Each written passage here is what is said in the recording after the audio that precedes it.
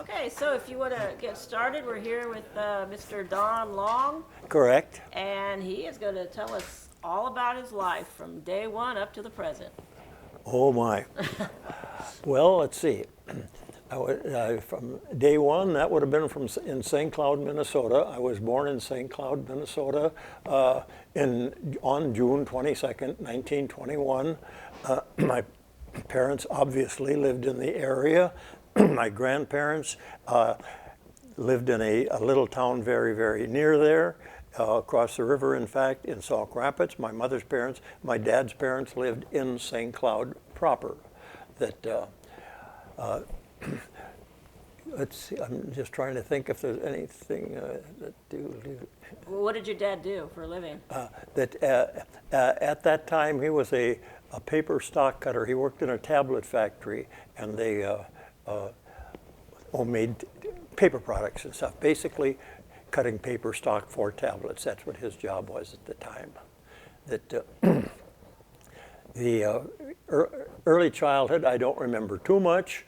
I can recall when I was in kindergarten or right after that I burned myself rather badly. A friend of mine, we were living in the Minneapolis area. It was early spring, I recall. We had some friends over. They were out in the front playing catch with a softball. And this friend of mine, he was about 5'6" like me, and we got the wild idea we're going to start a little fire in the corner of the house there. And we did, and it started to get away from us, and the grass was dry, and my pants caught fire. I got burned very badly up the back of my legs, but they got the whole thing put out, and all I have left from that is a bunch of kind of bad scars on my leg, but I really lucked out on that one. Parents were not amused. No, not amused. And we were afraid, of course, we knew we were going to catch it, and so we didn't want to tell them, so we kept trying to put that fire out by ourselves, try stamping it out the way we'd seen the adults do, and that's how my clothes got on fire. That I was wearing long underwear at the time, I recall that, and all that just started burning. And well, anyway, that was about the only thing I can remember from that far back. That I went to various schools. We moved around a lot. Dad, in his work, would work at one factory for a while, then another. And of course, all of this, we're talking now late 20s, early 30s, a depression kind of starting. And finally, we were, as I recall, we were living in Davenport, Iowa, and Dad and Mom were both working down there. And for the reason I was in the 4th grade at the time, and they let me stay with my grandparents up in Sauk Rapids. This is my mother's family, for the entire school year when I was in the 4th grade. And this is a memory that has been dear to my heart, well, for all these years. I had a wonderful, wonderful time with them. They were most gracious people. My mother was one of 6, as I recall. One of my uncles was just a couple of years older than I was, and I just had a very, very nice 4th grade year by living with my grandparents. And also, that a little bit young, but away from your parents is, I think, not always a bad thing too when you're in good circumstances. But that was one of the highlights of my life. I've always felt that grade school, various other schools and stuff moving around.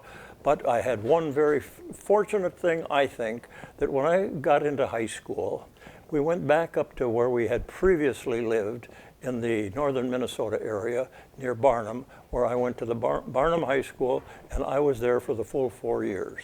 And to me, for a boy growing up, any child growing up, the high school, early teen years, extremely formative, and to have a stable environment that astute, perhaps. It was the height of the Depression, and everybody was poor, but we didn't really know it because everybody was poor. So nobody thought too much about it, and we weren't hungry type poor. I mean, we lived on a small farm, and we had normally always had adequate food. So I do not in my lifetime, at that time, ever recall of going hungry except of my own foolishness. And that happened. I mean, if I was out with kids or camping or doing something by myself, yeah, I got hungry.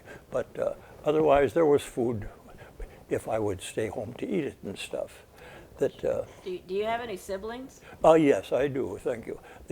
I'm the oldest of 6. That I have excuse me, 3 brothers and 2 sisters. I have 1 brother. Yeah, he's the only one left now. One just died last fall again. So that he's the youngest brother. But I did have the sibling, and that also. When I fast forward a little bit, but the girl I married, Madeline, that she was an only child, and we talked about it a little bit. But I feel there is an advantage in life of having siblings to love and hate. I guess that's what it amounts, because you sure as heck fight with them plenty of time. But I think all in all, it's good for you. But those who don't have siblings, maybe they don't miss it. I'm not real sure. There are many one-child families I know. In fact, with my wife and I, we just had the one child. She lives here in Napa now too. Well, let's see. Okay, so you're in high school. What's that? You're in high school. Okay, I'm in high school. Thank you. One thing about the high school that I like to discuss, I'll say rather proudly, that when I was in school, our football team, and this is the Barnum High School football team, they had the unique distinction of having a season of football in which our team was neither defeated, nor tied, nor scored upon. As I recall it, at the end of the year, the score was 163-0 for the games we played with the local schools around there. I suppose it's been equaled since, but it was quite a record. And my contribution to that whole effort was that I did not play on the football team, because I know I would have fouled up someplace, because I've done that so many other times later in my life, which brings me to now fast forward again, that I'm an officer on a ship and we're stationed at the Philippines. They sponsored a dinner for us, and as part of the, quote, entertainment, we had a softball game with our officers against the Filipino officers. I was, as I recall, out in center field. The score was tied. The Filipinos were at bat. I was out in center field. Fly comes right out to me. Game, I missed it. So they won the game. But that is the way I relate to the football team too. If I'd have been on the team, that they never would have achieved that score, because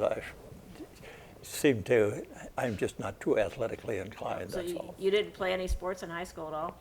No organized sports at all. I enjoy playing sports, participating on an amateur basis, but as far as I was in high school, I was active in musical things, not good, but active, and plays and drama and that sort of stuff. But did you play an instrument? I beg your pardon? Did you play an instrument? In the school band I did, yes. We didn't have any money for one, and the school janitor, he had an old E-flat bass, a tuba. And I played that in the high school band, marching band, and then we had a little German band, just a little 5-piece thing that we'd go out as kind of a pep band with the basketball and football team and play at the different schools. And I played that. Since I like to think I'm musical, but I'm not talented. Right now, back in the other room, I have an accordion, a keyboard, a violin, a mandolin, a couple of mouth organs, and I can play all of them, but none of them well. But I still play for my own amusement. As long as you're enjoying it. And my guitar too. I got a guitar in there too. Yeah. Is there anything you don't play? Yeah, I should be better, and now my arthritis and stuff is acting up, so I say that that's part of it, but I never was that good. No. Okay, we're in high school. Got out of high school, graduated in 1939. The last couple of years before 39, if I recall correctly, 39 was,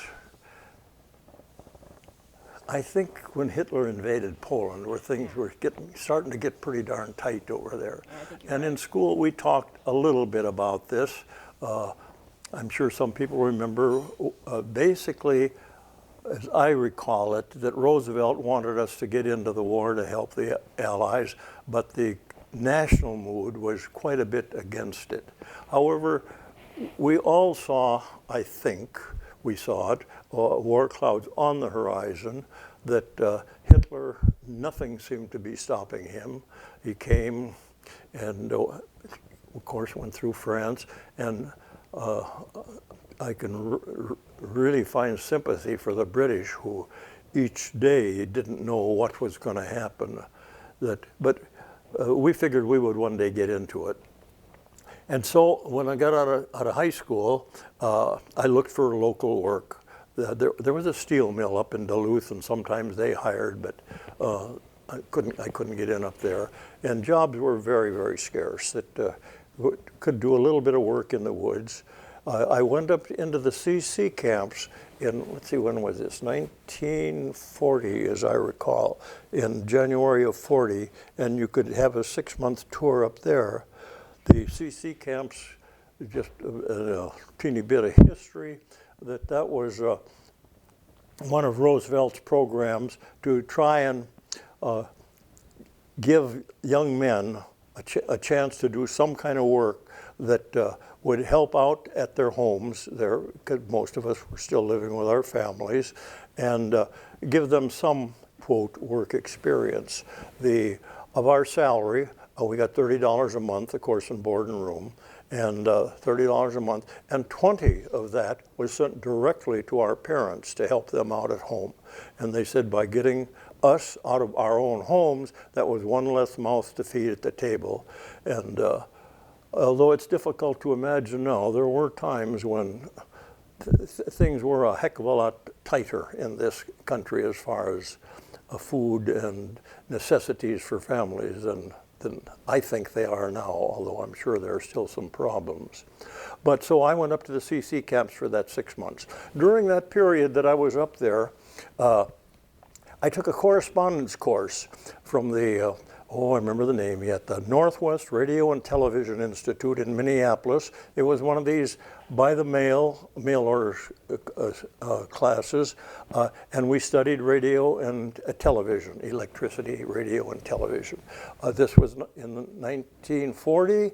TV was an unknown thing to the general public, but at the school that I went to, that I was taking the correspondence course from, they did have a small television station. And for those of you who can remember things from back there, that it was a scanning disc method. It never did catch on commercially.